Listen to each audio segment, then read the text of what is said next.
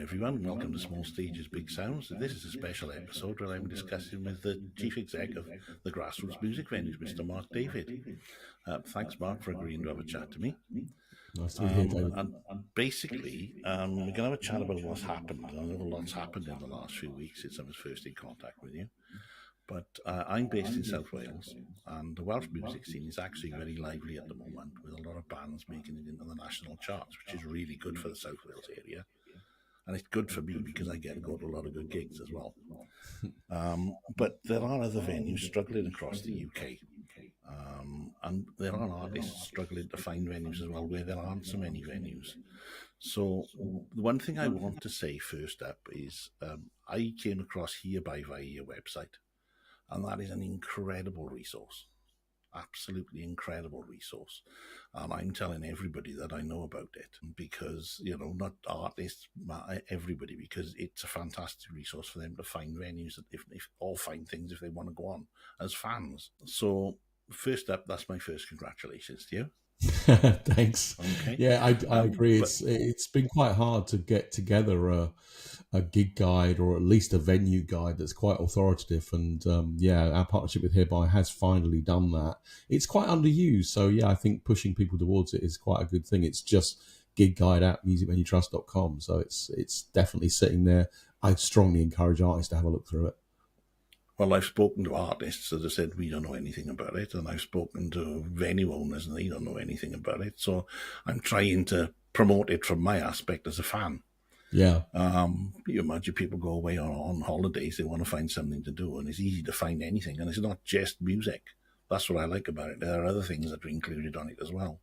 Yeah, it's a list of, venues that are, from our point of view, it's a list of venues that are heavily investing into new and emerging bands. That's the main thing we do. But within that resource, yes, you're right, it does cover lots of other things as well. And you can change the filters and parameters to find lots of interesting stuff that's happening wherever you are. So, as I said, we said that a lot of things have changed quite dramatically over the last few weeks. What do you see as the most pressing issues facing Grassroots from this point onwards? Well, I think I should first of all say, David, I think you're absolutely right. We're actually in a bit of a golden moment, frankly, for great new bands. South Wales certainly is having a big moment. There's a lot of really, really excellent new music out there. I'm a regular gig goer myself. I think I've seen 8 to 10 bands that are genuinely in the excellent category in the last 3 or 4 weeks. So that's really encouraging. The reality, though, is that it is unbelievably hard at the grassroots level now for venues and artists and promoters. And what that is resulting in is that we are probably missing out, frankly, on some of the opportunity to build great careers that we would like to see. So, artists really can't afford to tour. It's incredibly expensive to do that with the accommodation costs, petrol, everything has just really shot up, which everybody listening will know that's, there's a cost of living crisis is the headlines in the papers. But when you see it, when people don't have any option other than to be eating out or have any option other than to travel or have any option than to need somewhere to stay, that all hits the artist's ability to do that. And then for venues, you've got massive increase in rents, you've got massive increase in energy bills, in staffing costs, and the whole thing is just creaking a little bit. And then promoters, I'd say the same thing, you look at all those circumstances and how much it's going to cost you to put the band on and how much you could possibly make back. And you just think this is too much risk. So it's definitely an odd time because as a music fan myself, I'm hearing more great music at one time than I've heard for several years. But we are really struggling to get that music in front of audiences because we just can't raise the funding for it. I know there are many artists supporting the work of the Music Venue Trust. Thinking of people, the recently announced by Sam Fender and Coldplay, and also Katy Perry in terms of their contribution to the Music Venue Trust, which is absolutely brilliant. A lot of artists are doing that. What progress has been made with regards to implementing the sort of levy on the stadium tickets and arena tickets to support the grassroots venues? Well, you've mentioned 3 great examples there, and I also should throw in Enter Shikari, who were the first band ever to do this, and have really trailblazed the concept. But I think there is a real need now to make this the standard thing that happens rather than the exception. And you're right. Katy Perry announced this week, which is fantastic for us. And I learned something about Katy Perry as well. I learned that Katy Perry actually came to the UK first of all and played in a tiny club called Water Rats in London. So her history of doing that, and being in the band and everything is probably more solid than I realised, and definitely a lot more solid than a lot of other people realised. So that's great. But I think early this year we had that Culture, Media and Sports Select Committee. They recommended that arena and stadium tickets should effectively be contributing to research and development, which is what this is, with a small contribution for every ticket. The government responded to that last week and said, yes, absolutely, they agree. So we're into a different era now where a contribution from stadium and arena tickets is actually government policy. So, at that point, the music industry itself, the music industry itself needs to think, wow, are we doing something that's flowing against government policy? And at the moment, the best way to do this, best way to achieve it, is certainly going to be by doing it voluntarily, as those artists have already done, and their teams have done. I should say, this is not one artist going out. Katy Perry's whole team, the agent, the promoter, everybody was involved. So I think I would like to see that happen very quickly, because we do desperately need to get the support we need into the grassroots. If it doesn't happen very quickly, I don't think the patience of government is very long on this issue. We met with Lisa Nandy, the Secretary of State for Culture, this week, and it was fairly clear there is a certain level of frustration that it hasn't already happened, and certainly a willingness to bang a few heads together and make sure that it does get done. But, £1 on every stadium and arena ticket would raise somewhere between 15 and 25 million, depending on what year it was. Just think of all the bands that you and me have seen that could desperately do with £3,000, £4,000, £5,000 to be able to play 20 shows instead of being able to play 3 or 4 shows. And to record new music as well. It's just common sense, Given the recent change in the government budget, do you see that having a big impact on the local music venue scene, particularly sort of large contributions? Yeah, absolutely. I mean, we are very, very worried and expressed that to government this week. The direction of travel here is excellent. And we actually have a date in our minds where we're pretty convinced that some of the things this government are proposing will kick in and the situation for venues will improve. And when that improves, the situation for artists and promoters will improve, because we're an ecosystem. We all lean on each other. But that date, unfortunately, is April 2026. I'm talking to you in November 2024. And we've got a whole 18 months to get through, in which I would hate to see positive movement here towards a more sustainable sector be blown off course by a series of closures. But, just before I started talking to you, we have discovered another venue that has unfortunately been forced to close. I'm getting the details of that now. We are back up to 2 a week. Yeah, there are 2 in the Bristol area that are struggling. They'll probably close next year. Yeah, and so, and we are aware of, because we work very closely with the venues, there are a surprising number of venues who are in a difficult situation with this whole thing. So, yeah, the business rate changes are very significant, so that's a problem. And alongside that, the changes to the national insurance contributions are more significant in this sector because it's a gig economy in both senses of the word. Yeah. People have portfolio careers where they don't, you might work on the bar and you might be a musician and you might have to do some job, it's all builds together so you can earn a living. But, the NI contributions, between those 2 tax changes, there is potentially £25 million in extra taxes have hit the sector from the budget. It's a lot of money. It's a lot of money. When you think that, collectively the entire sector only made £2.9 million in profit. All 827 venues we represent. 10 times the amount. 10 times the amount of profit was, in the last 12 months. Dear God. Yeah. Now, obviously there is a cost of living crisis, but what strategies do you think you could help to promote venues with regards to audience confidence? That's a great question. Very important. I mean, we have seen there's lots of things that have rolled out the back of the pandemic which I think a lot of people know, changes in audience behavior. There's also some societal things going on. Actually, young people are drinking less.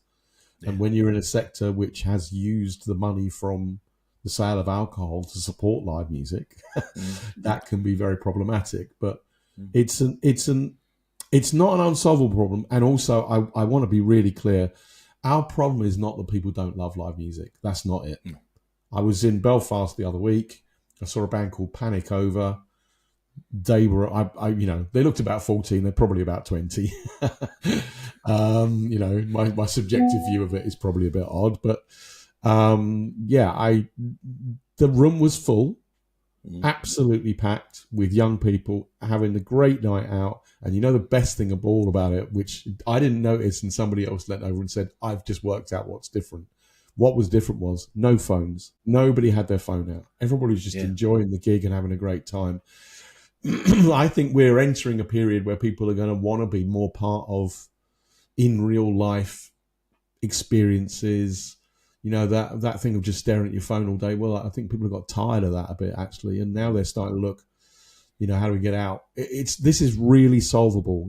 A small amount of money from arena and stadium tickets would enable venues to be open, enable artists to be on tours, enable promoters to take risks, and then we can have a really thriving circuit that isn't just full of great new music, as we've already got, but it's great new music that's getting through to great new audiences. That's the big challenge for us. Yeah. So with the recent venue closures, do you have any idea of the impact that's had on artist development? I know some bands that I've been following for several years have just said enough's enough in the last 6 months or so.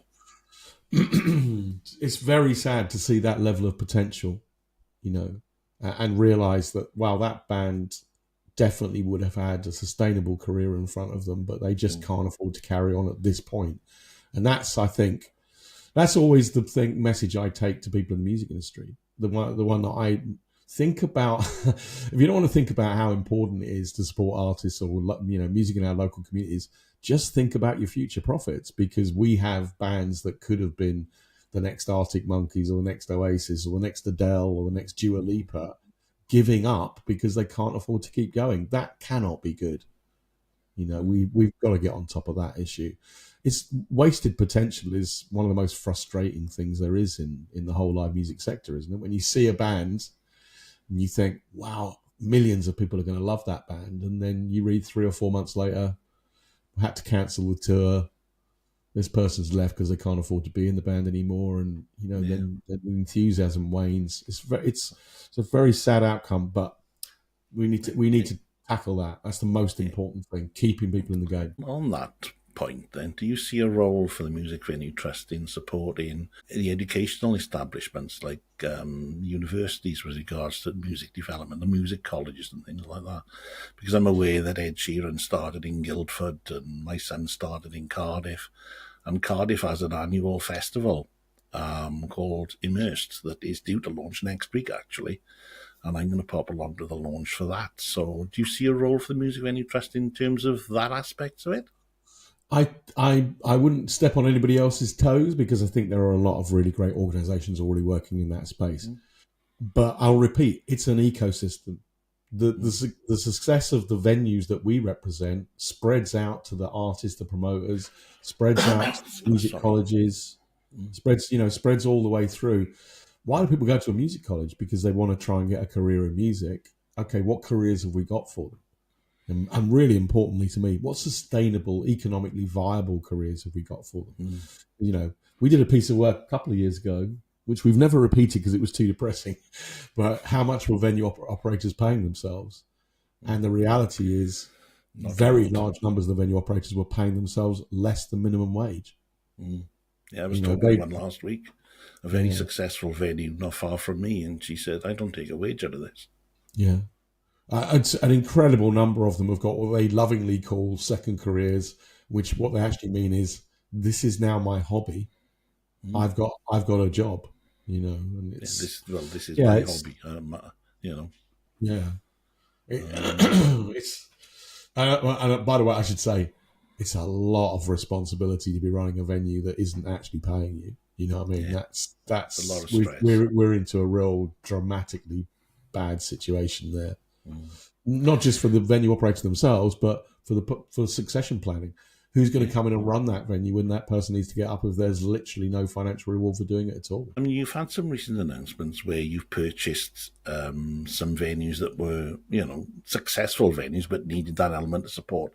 I'm particularly thinking of the Bunkhouse in Swansea, which was one of the most recent announcements. Now, one of the local communities has a community group that's just reopened the music venue as a community support. And do you see you having used yourself having a role in supporting them to make that a success?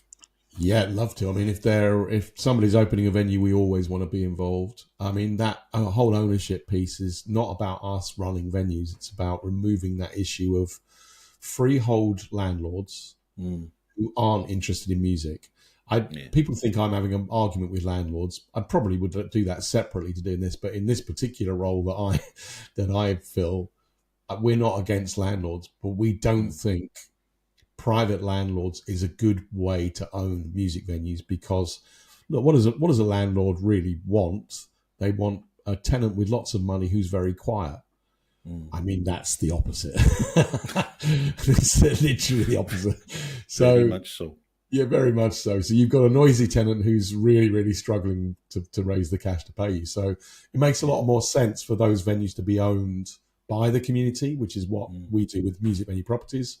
And it makes a lot more sense where we've got this big national program of doing it, which is how we bought the Bunkhouse. And I can exclusively reveal we will be buying another one in Wales very soon. Can't tell you which one it is yet because we're still finally negotiating that. But again, the plan is to create, from our point, effectively a national trust of music venues. That's what we're creating. Great venue operators like Jordan and his team at Bunkhouse, a landlord that's absolutely in tune with that and wants to support that team and give them stability and know that they're going to be there for years so they can plan for years. We'll manage the building, the risk of the tiles coming off the roof, etc. The venue operator manages the program, the staff, the artists. Really get people focused on what's the best thing I can do for the local community. I'd love to see more people everywhere across the country. I've learned a lot about this community ownership stuff, and I've realised actually even just philosophically and ideologically, it's a great thing to do. Why is that? Okay, we bought the Snug in Atherton in Greater Manchester, and business has gone up. And why has it gone up? Because that community now understands that is their facility. It belongs to them. So if you're sat in your house on Tuesday on 6 o'clock and you think, I'm bored, what shall I do? You can think, I'll go and visit the place I own. It belongs to me and everybody else around us. It's ours. And I think that is a great message to send to people.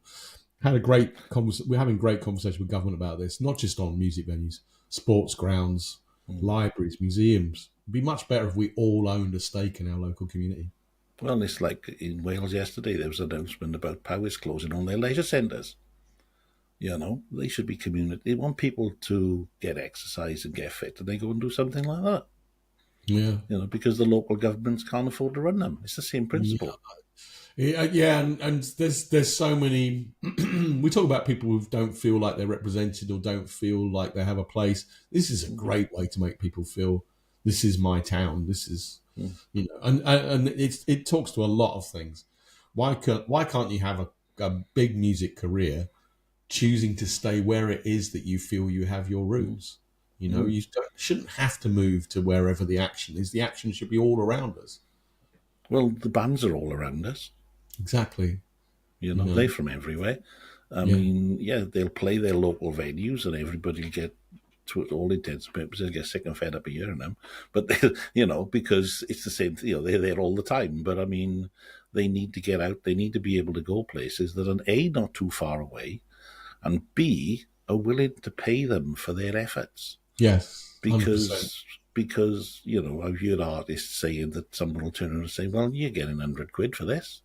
Yeah, 100 quid divided by 4.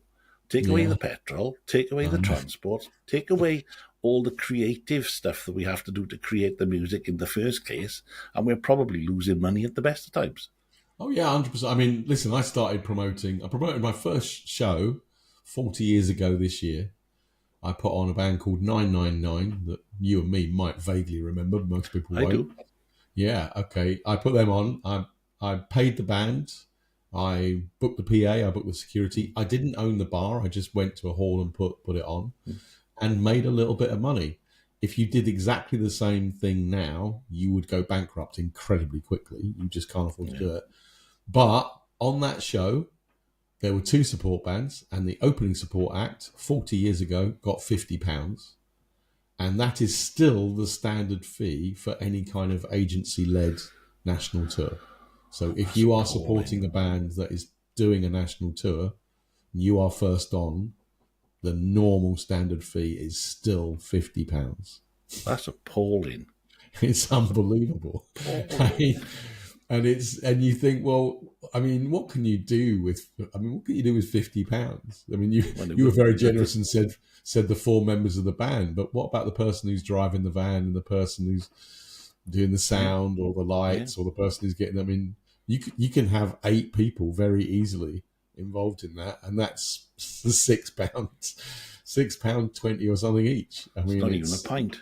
It's not even a pint in most places these days. So, I mean, we're laughing because it is sort of comical, and look, there's a contractual reason why you have to exchange money, and the reality is that most people don't really think that's payment. The payment is that they're getting the exposure and everything. I hate being told that artists should do this for the exposure. I think artists should do it because there's a financial reward. Well, at the end of the day, you'll only get artists to come back if you're willing to, let's be honest, make it worth their while, because you were doing it to try and make some money, whether it's from the bar or whatever. So, it's a bit of quid pro quo, as a certain Hannibal Lecter used to say. I didn't realize we were going to be doing Hannibal Lecter quotes, but okay. I'm sure there's another good one that relates to. No, I mean, very, very important to understand. The issue now is nobody in that arrangement is making any money. No, that's the shocking part of it.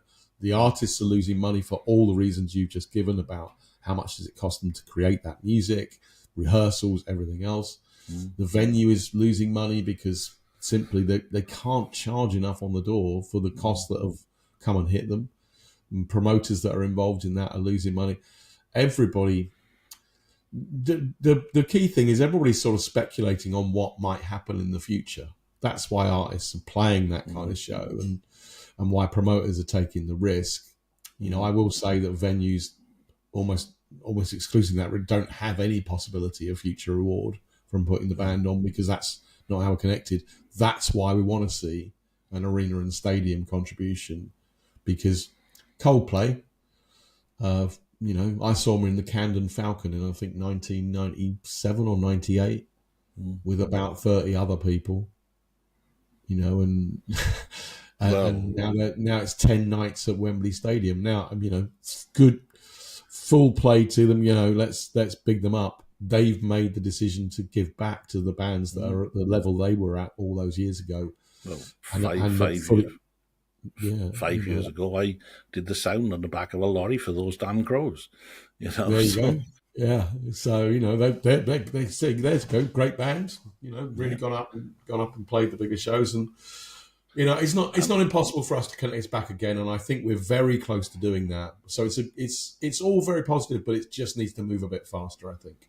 Yeah. So in saying that, then you seem to have a bit more of a positive feel to where you are at this end of the year than where you are at the back end of the year, despite the fact that venues are still closing. Yeah, I mean, and some of that is what we're calling the bubble of hope, which we've got to be careful that venues don't get negative messaging from the music industry, or that government doesn't go off course. The direction of travel we're heading in is really good.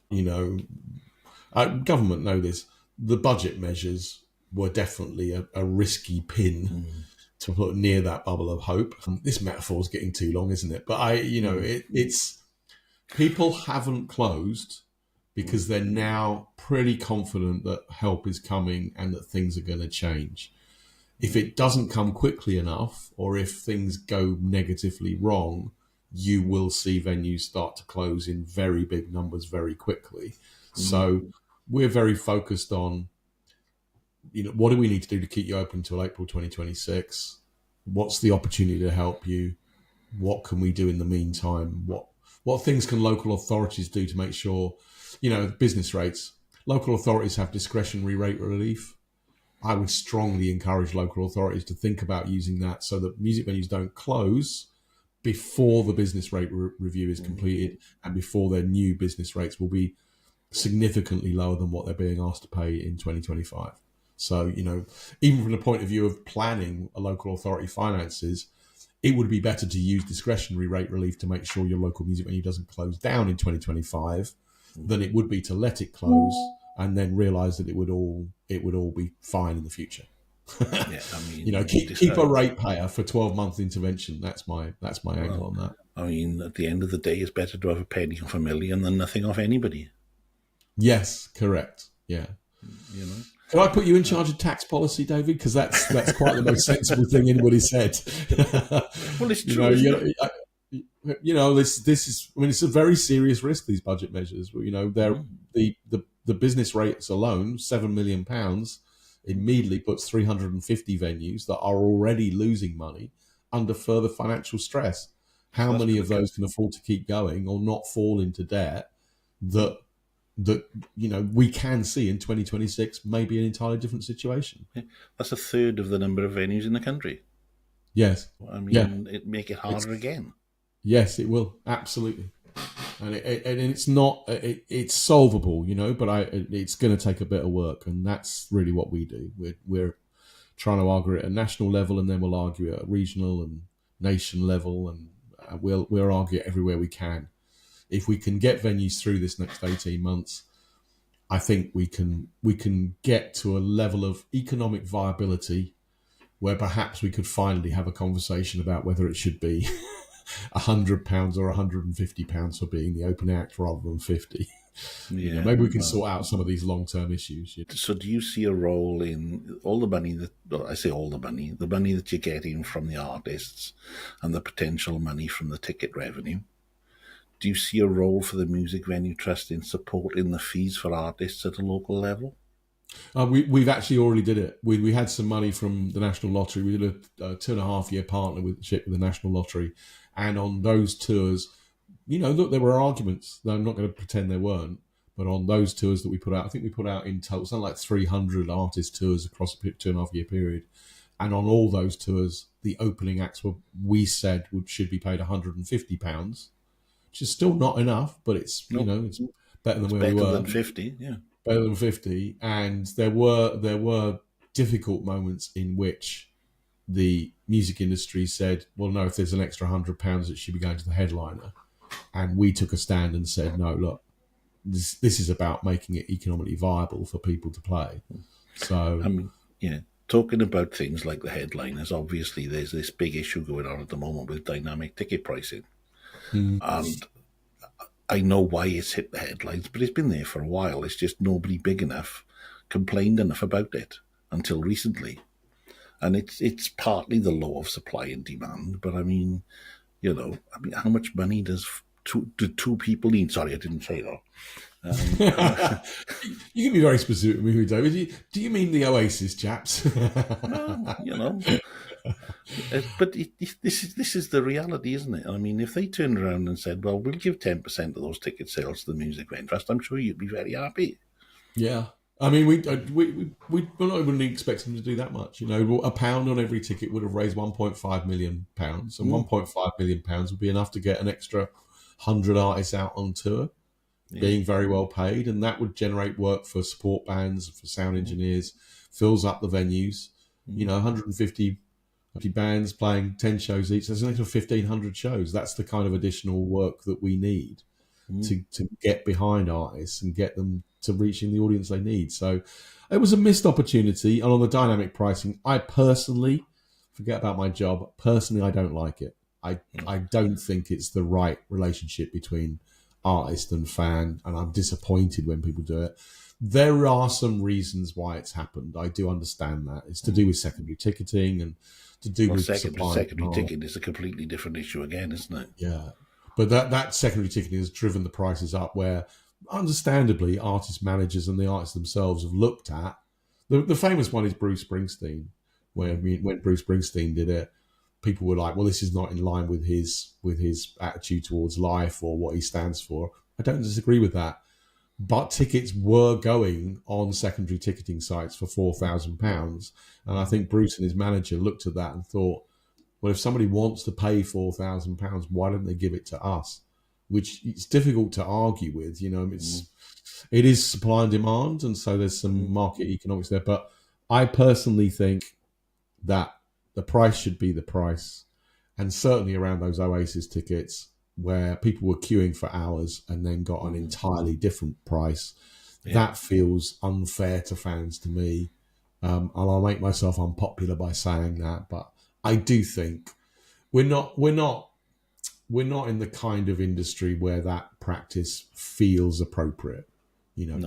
People love live music and they feel really connected to the artists they're buying the tickets from. We shouldn't be getting in the middle of that and making people feel less favourably towards the artists. That doesn't make sense.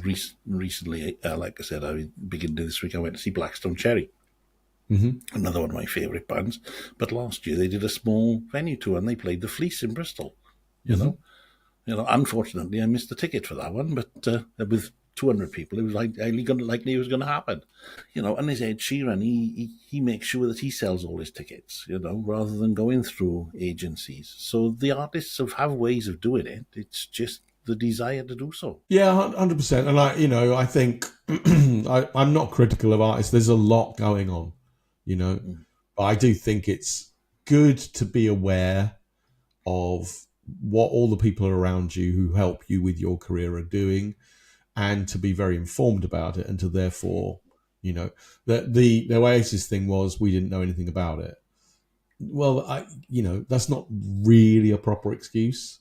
You should have known about it. Something like that is something that if you weren't part of the decision making, that's a mistake. And I don't expect artists to sit in every meeting or anything, but that's quite a big thing to be doing, and then to say, well, we didn't, it wasn't our choice, we don't know anything about it. I understand there are huge amount of costs in these stadium tours and things like that. There's no argument about that. But then, if you take the Principality Stadium for argument's sake, the Oasis tickets were £138 for the cheapest one. And if you take, there were 70,000 people at £138, that's £10.5 million. Yes. Just for one venue for one night. And yes, there are costs associated with it, but there are probably other ways of doing it. It could be a bit fairer to everybody that's involved. Particularly the grassroots. Yeah, we've got example.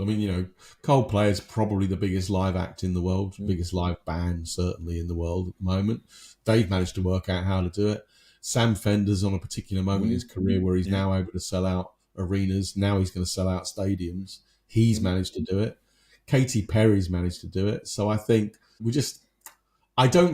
really going to stick to the point. I don't believe this sort of initiative should be exclusively artist-led. I think agents, promoters, managers, ticketing companies, the arenas, the stadiums, everybody should be nodding at this and saying, this is just common sense. It's good for us to have a new supply of artists coming through. It's good for us that there are communities around the country being served with live music. That means they are live music consumers and therefore are our future ticket buyers. If you live somewhere where there's no music venue left and no bands can form and play anywhere, why would you suddenly buy a £138 ticket to go and see Oasis? If live music isn't part of your life at all, then we shouldn't expect you to suddenly become a major live music consumer. So this is in everybody's interest. It's just a question of getting it done. Thank you for your time. It's an interesting conversation on several fronts. I'll watch this space. Like I said, I'm on the information list from the MVT, so I'll get those things through regularly to keep an eye on it. Fantastic. And this will go out now sort of 7 o'clock Monday evening.